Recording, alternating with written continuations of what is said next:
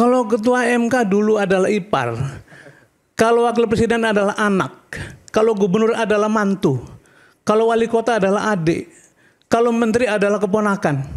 Ini negara apa? Nah, inilah republik yang memuliakan para koruptornya, tapi meminggirkan para oposisi, meminggirkan para kritikus. Kritikus itu dianggap sebagai jenis makhluk yang mengancam kedaulatan negara. Kembali di Rakyat Bersuara di sesi terakhir, saya ingin memberikan kesempatan pada Pak Sudirman Said, Menteri ESDM 2014-2016. Waktunya 1,5 menit, tapi untuk Pak Sudirman Said boleh lebih-lebih sedikit lah, silakan. Silakan Pak Sudirman. Terima kasih. Closing statement. Pertama saya ingin menekankan kasus sebesar ini itu tidak mungkin berjalan secara otonom. Pasti sendirian, nggak bisa. Oke, nggak mungkin. Yang kedua, saya juga ingin mengulang lagi bahwa beresan mafia itu bukan soal teknis, bukan soal hukum, tapi soal kelurusan pemimpin negara. Yang ketiga, saya pengen ngajak teman-teman berenung nih. Saya ingin mengulang pertanyaan, ini negara apa? Ini bangsa mau kemana gitu? Kan ada lagu terkenal itu kan, bayar gitu kan. Sekarang ini yang bayar nggak cuma polisi. Mau masuk menjadi vendor, jangan-jangan bayar juga tuh. Bukan hanya ke Pertamina, oknum, tapi juga ke pejabat BUMN, paling saya tidak tahu. Mau ngubah undang-undang minerba jadi seminggu selesai, bayar juga tuh. Betul nggak? Ngubah undang-undang BUMN, bayar juga. Mau ngubah undang-undang yang mengatur usia calon wakil presiden, bayar juga. Bahkan pakai perjodohan tuh. Jadi saya ingin bertanya, ini negara sedang mau kemana gitu? Mau ngubah selaut menjadi bersertifikat, bayar itu. Jadi saya pernah bekerja di Aceh, teman-teman sekalian. Pada waktu tsunami terjadi, tentu saja kita sibuk membagi makanan, membagi selimut segala macam. Tapi kalau waktu itu semuanya sibuk membagi selimut, mungkin Aceh tidak terbangun seperti sekarang. Harus ada orang tertentu yang menjaga jarak, kemudian merancang keseluruhan. Sekarang ini kalau semuanya berdebat soal hari ini, mungkin kita bubar gitu. Karena itu harus ada pikiran-pikiran yang jauh lihat ke depan. Kita mau kemana sebetulnya gitu.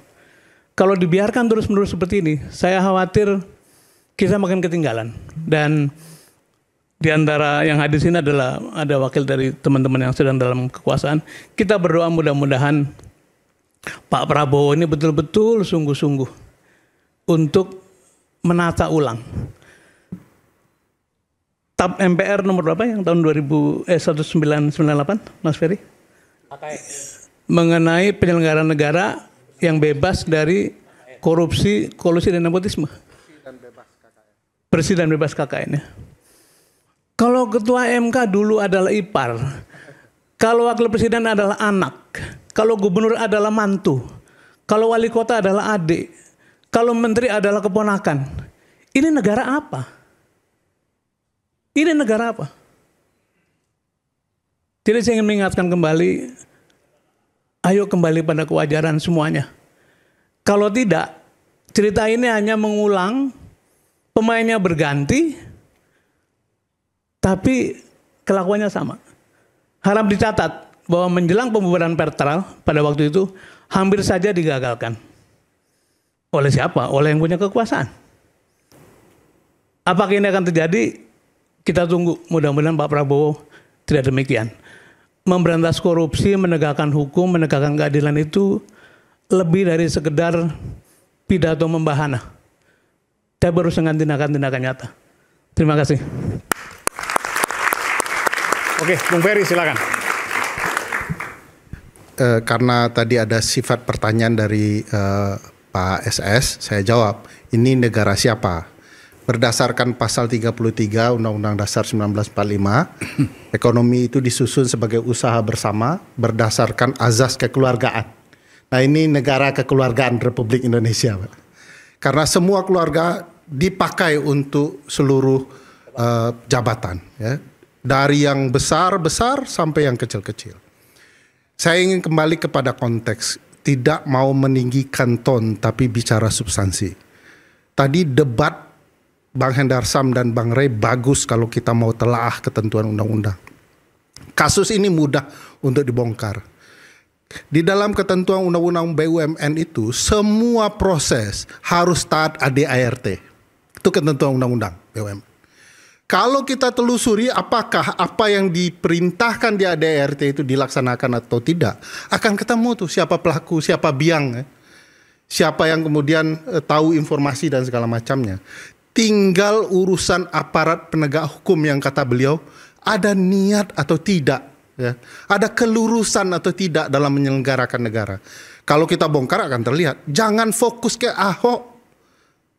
Kalau Ahok pun tinggi suaranya biarkan saja.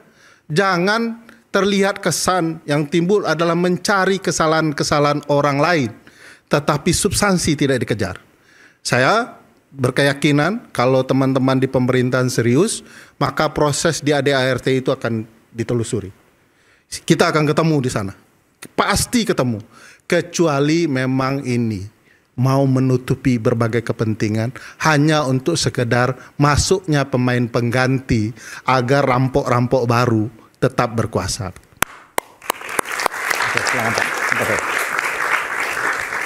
Baik, terima kasih. Jadi kalau kita membicarakan masalah korupsi, ini kan benang merahnya di masalah impor, ya. Baik itu untuk crude, baik itu untuk produk-produk bahan bakar minyak. Jadi untuk Pak Presiden sendiri sudah menyampaikan supaya atau punya wacana untuk 5 tahun itu tidak perlu lagi ada impor BBM. Itu yang pertama. Terus kedua, beliau juga mendukung supaya pemanfaatan biofuel, ya. Ini adalah sebagai suatu bentuk untuk mengurangi impor dan tentunya juga untuk meminimalkan tindak-tindak yang berkaitan. Tapi korupsi ini Anda meyakini bahwa ini akan tuntas? Kasus korupsi ini ya mestinya harus dituntaskan. Oke, Anda nggak yakin berarti ya? Karena harus dituntaskan dengan beberapa tadi, misalnya naikkan lifting itu supaya kita tidak import crude. Pemanfaatan biofuel. Bukan kasus korupsi kan kasus hukum ya Pak, nggak ada kaitan dengan teknis. Maksud saya begini, betul. Jadi itu secara teknisnya itu juga harus. Anda kan lama di Dewan Energi Nasional. Anda meyakini nggak kalau kasus ini akan tuntas? Saya yakin kasus ini akan tuntas. Baik, terima kasih Pak. Bung Ade, silakan. Ya, saya hanya ingin mengajukan saran kepada Pak Ahok. Pak Ahok, dengarkanlah harapan dari orang-orang yang selama ini sudah percaya pada Anda. Ya, Anda itu bisa punya peran yang sangat besar dalam menuntaskan atau mengembangkan pembongkaran korupsi mega di Pertamina ini. Kalau Anda bersedia untuk menyampaikan kepada pihak yang berwenang informasi-informasi yang dapat membantu pihak kejaksaan untuk menyelidiki apa yang sebetulnya terjadi. Anda sudah menunjukkan bahwa saat ini diperlukan apa dia sebut harimau sesungguhnya, bukan harimau sirkus. Orang tuh harus dengan berani menyampaikan informasi-informasi tanpa rasa takut, karena ini akan membantu kita semua untuk memahami kejahatan di Pertamina tersebut, ya.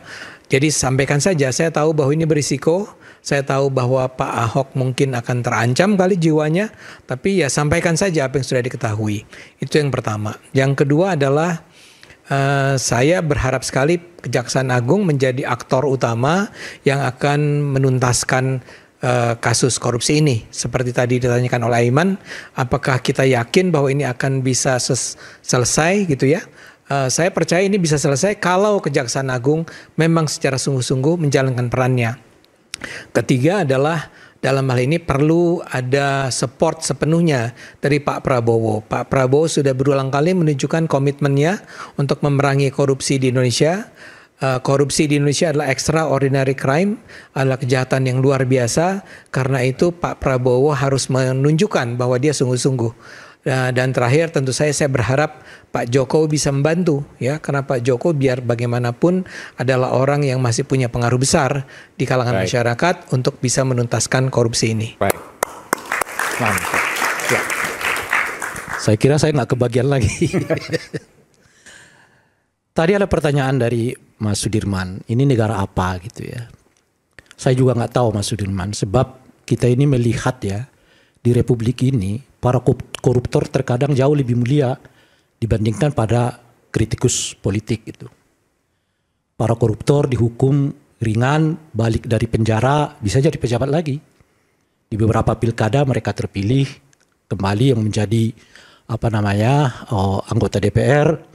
Bung Aiman kadang-kadang manggil juga datang di forum ini untuk berbicara begitu ya. Dan umumnya yang Bung Rey mereka tidak mau pernah satu panggung dengan mereka. Iya, saya udah sampaikan itu kepada Bung Aiman. Kadang-kadang lepas juga. Karena tiba-tiba sorenya baru dikasih informasi narsumnya ini gitu. Nah, itulah Republik kita ini. Sementara para kritikus seperti Bung Ferry tiap hari dibully, ya. Sedikit salah kutip ngomong, ya bisa jadi persoalan, akan dibawa ke polisi. Polisi dengan cepat memprosesnya dan sebagainya. Dan secara ekonomi lemah. Backup politik juga lemah. Nah, ini Republik kita ini. Oleh karena itu, nggak ada orang yang merasa bahwa korupsi itu sesuatu yang salah. Karena dia bisa kembali ke posisi itu. 5 tahun berapa itu? Kan di pilkada kita yang sekarang itu beberapa dibatalkan Mahkamah Konstitusi karena ada sebagian orang mantan napi yang belum deklarasi ikut lagi di pilkada dan lolos di KPU maupun dari pengawasan Bawaslu dan sebagainya gitu. Nah, inilah Republik yang memuliakan para koruptornya tapi meminggirkan para oposisi, meminggirkan para kritikus. Kritikus itu dianggap sebagai jenis makhluk yang mengancam kedaulatan negara, mengancam keutuhan negara, ya, sehingga dikirim buzzer untuk menyerangnya. Lihat sedikit ada pernyataan dia, silap saya sedikit, langsung polisikan. Ingat ya, di pemerintahan Pak Jokowi berapa orang yang sudah ditetapkan sebagai tersangka kasus makar. Makar loh Pak. Ada nggak koruptor yang dipidana dengan pidana makar? Rasanya belum ada. Gitu. 270 triliun uang negara dihukum cuman 7,5 tahun, 6,5 tahun ya, sambil hakimnya tersenyum. Negara apa? Negara yang memuliakan koruptor, tapi tidak memuliakan para kritikus. Oleh karena itulah, ya Pak Sudirman Said, nggak ada yang berminat jadi kritikus, minatnya semua jadi politisi. Kalau penting ikut kekuasaan. Bahkan orang yang baca sejak mahasiswa buku-buku anti militerisme, ya ikut juga dengan pola-pola militerisasi yang terjadi era ini. Apa namanya ideologi itu? Tidak ada. Kekuasaan itu jauh lebih hebat. Karena dengan kekuasaan, kemuliaan hidup didapatkan, uang didapatkan, jabatan didapatkan, glorifikasi didapatkan macam-macam dan sebagainya gitu. Maka berbondong-bondonglah orang masuk kepada kekuasaan itu, meskipun yang didapatkan itu cuman remeh-temehnya, tapi berkuasa. Yang penting itu jabatan berkuasa itu. Nah, di kekuasaan itu orang bisa memutar semua. Hal yang ia tidak suka jadi suka. Hal yang ia tentang jadi kemudian sebaliknya. Dan muncullah glorifikasi. Oh, pemerintah sekarang hebat, pemerintah sekarang hebat, pemerintah sekarang hebat. Dan sebagainya gitu. Nah, itu yang kita hadapi sekarang ini. Oleh karena itu ya kita harus beri mungkin ya respek pada apa yang seringkali diingatkan oleh Cak Nur dahulu ya. Saya pernah undang beliau untuk bicara tentang apa sih sebetulnya makna beroposisi itu. Beliau tekankan betul. Oposisi itu sama mulianya dengan orang yang menjabat. Sebab peradaban itu nggak mungkin bisa kita bangun kalau tanpa ada A yang positif ataupun konternya B yang negatif. Selalu kan begitu. Tesis, antitesis, maka peradaban harus dimunculkan. Koruptor itu menyumbang apa bagi peradaban kita? Gak ada. Tapi kenapa ia mulia? Karena kekuasaan selalu berinteraksi dengan mereka gitu. Itu yang pertama. Nah, yang kedua. Ingat saja karena waktunya sudah habis. Oh, waktunya sedikit ya. Okay. Nah, yang kedua, di kita ini dari dahulu pola penanganan korupsi itu berawal dari pinggiran. Hampir selalu terjadi, kecuali yang tangkap tangan. 1-2 ketua umum partai pernah tangkap tangan ya diperiksa oleh KPK, dijatuhi hukuman. Tapi umumnya praktek korupsi kita itu berada dari luar, pinggir-pinggirnya. Semua kita selalu berharap mudah-mudahan ini akan jadi ya pintu masuk untuk mengungkap kasus yang besar. Kasus bambu, berharap ini akan terjadi perubahan. Stop di situ saja. Setidaknya hari ini kita tahu. Apakah akan kasus Pertamina ini berlanjut sampai seterusnya? Ya kalau yang lain sih Bung Ade masih yakin, Bung Endarsam masih yakin. Ya. Tapi saya mau mengatakan itu tadi yang saya tanyakan. Gimana melihatnya Menteri BUMN-nya sudah bertemu dengan Jaksa Agung? Bagaimana melihatnya tiba-tiba Menteri SDM-nya mengatakan nggak ada itu namanya oplosan? Bagaimana melihatnya ketika kita melihat DPR-nya justru ya melakukan sidak dan mengungkap bahwa nggak ada yang namanya oplosan di tengah kasus ini sedang diselidiki. Elit-elit politik seperti mengingkari bahwa terjadi praktek yang disebut dengan oplosan itu. Lalu kita di tengah itu berharap ini akan naik kasusnya. Berharap lagi, berharap lagi, berharap lagi. Kita menjadi manusia yang selalu berharap untuk tidak pernah mendapatkan mimpi yang sesungguhnya. Terakhir Bung Aiman, itu lagi yang saya sebutkan tadi. Bagaimana pintu Pertamina ini dijadikan perubahan besar di era Pak Prabowo? Mohon maaf. Kita mendengar kasus tadi, ada menteri yang ngangkat adiknya jadi staf ahli, ditegur presiden enggak? Bung Ferry membawa kasus yang berhubungan dengan retret yang diduga ada tindak pidana korupsi. Kita akan lihat ditanggapi KPK enggak? Ada kasus dulu ya, staf kementerian ditersangkakan oleh KPK lalu dibatalkan oleh pra peradilan, sekarang jadi wamen. Dalam belum lagi kasus yang berhubung dengan impor gula, impor apalagi itu minyak apa yang mengakibatkan harga minyak goreng kita naik pada saat itu, apakah itu akan dituntaskan atau tidak? Kalau masalah kecil ini saja Pak Prabowo nggak berani menegur menterinya, maka itu yang saya sebut macannya Pak Prabowo itu tinggal di podium, beliau jalan kemana-mana. Jadi setiap beliau pidato itu kelihatan macan, tapi turun dari podium itu selesai juga lah macannya itu. Terima kasih. Baik. Silakan. Terakhir. Jangan terlalu panjang ya. Untuk menjawab silakan. Tergugah sekali apa yang dikatakan oleh Bang Rangkuti. Kalau kita bicara demokrasi di era pemerintahan Pak Prabowo ini, ya kan, dengan narasi kalimat-kalimat frasa yang disampaikan oleh Bang Ray Rangkuti ini semua ini kalau saya orang hukum ya, saya concern juga di pidana, ini semuanya ini setengahnya itu tuduhan dan fitnah kalau bisa katakan. Tapi apakah beliau diproses? Tidak. Apakah Bung Ferry Amsari pernah diproses? Tidak, mungkin. Oh, sering dilaporkan. Sering dilaporkan. Tapi diproses atau tidak? Diproses. Iya, jadi berarti kan tidak. Di era Pak Jokowi 4 kali dilaporkan ke polisi. Kapan? Di era Pak Jokowi. Oh, era Pak Jokowi. Kan kita ngomong sekarang. Ya. Kan? Kita ngomong sekarang. Lagi-lagi beda lah ya. Beda Pak Jokowi, beda Pak Prabowo. Ini yang gue demen dari Hendarsam tuh. Yang nggak berani dilakukan oleh Pak Ade Hermando. Jadi gitu ya. Jadi saya pengen memberikan suatu gagasan demokrasi yang ingin ditonjolkan oleh Pak Prabowo pada saat ini. Beliau Ferry Amsari, mungkin ada Refli Harun. Singkat aja Bang ya kan? Diberikan ruang yang seluas-luasnya untuk memberikan pendapatnya. Kadang pendapat itu bisa benar, bisa salah, bisa mempengaruhi masyarakat, ya kan, teracuni oleh hal-hal seperti itu yang kadang-kadang juga menurut saya itu tidak tepat. Tapi itulah demokrasi. Beliau pegang itu yang pertama.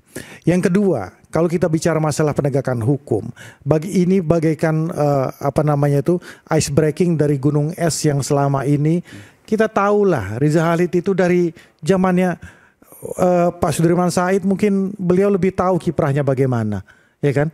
Baru di pemerintahan Pak Prabowo ini bisa terlaksana. Harusnya kan diapresiasi dong. Nah itu satu, apresiasi kepada pemerintahan beliau, apresiasi kepada aparat penegak hukum yang ada, apresiasi kepada Dirut yang baru membuka hal yang sebagainya. Tapi tiba-tiba ya kan? Jangan sampai ada orang yang saya katakan tadi, maaf banget ya, pahlawan kesenian datang pengen mecat-mecat orang. Itu yang namanya Ahok itu loh. Maksud saya. Jadi mawas diri bahwa diam saja. Aparat semua udah bekerja. Kalau mau ikut kontribusi, makanya kenapa masyarakat dan beberapa pihak dari orang-orang hukum mengatakan ngapa nggak ngomong dari dulu, itu karena reaksi dari beliau. Saya ya bisa mungkin merasakan bisa salah bisa betul. Ini kan sikap defensif sebenarnya. Daripada gua diserang duluan, lebih baik gua ngegas duluan kan kayak gitu kan. Nah, gitu loh. Nah, ya, sedikit lagi. Over banget kita nih. Sedikit lagi. Over banget kita. Nah, sedikit lagi, ya kan. Biarkan pemerintahan Pak Prabowo ya kan jalankan tugas penegakan hukumnya, ya kan, aparat penegak hukum.